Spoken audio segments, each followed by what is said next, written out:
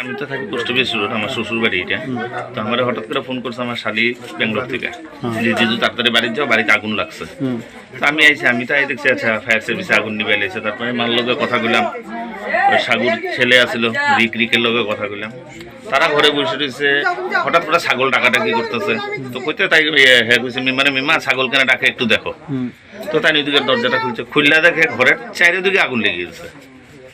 তো ঘরের চারিদিকে আগুন লেগে যখন তাইনও করবো, তাইনও তো বয়স্ক মানুষ, তাইন বাইরেছে, বাইরে মনে এখানে গেছে ইয়ে করতে, দেখতে গেছে গিয়ে তাইনেরও শরীরে একটু ছেঁকা উকা লাগছে। গরু আসছিল 4টা, 2টা বড় 2টা ছোট, আর ছাগল আসছিল 8টা। সবটি একটা গরু মনে বেরিয়ে দৌড়ে গেছে, আর বাকি সব জ্বলে গেছে। কিন্তু তখন কেমনে আগুন লাগলো বা কিতা আশেপাশে কিচ্ছু বুঝতেছি না আমরা।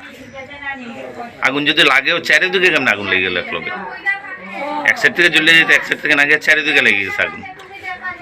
আর সব শেষ, গরু ছাগল সবটি শেষ। ওই একটা গরুই বাড়ি হয়ে গেছে, যদি আয় কালকে সকালে তার চাই।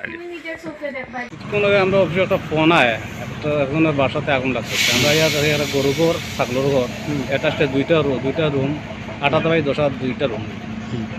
আইয়া আমাদের পুরা ঘরেও আগুন লেগে গেছে। তারা গরু জ্বলছে 4টা, ছাগল 8টা, আর পুরা গরুই জ্বলছে। কার বাড়ি? দীপালি ধর 60 বছর, আর ওয়াইফও হলে লেট গৌরাঙ্গ ধর।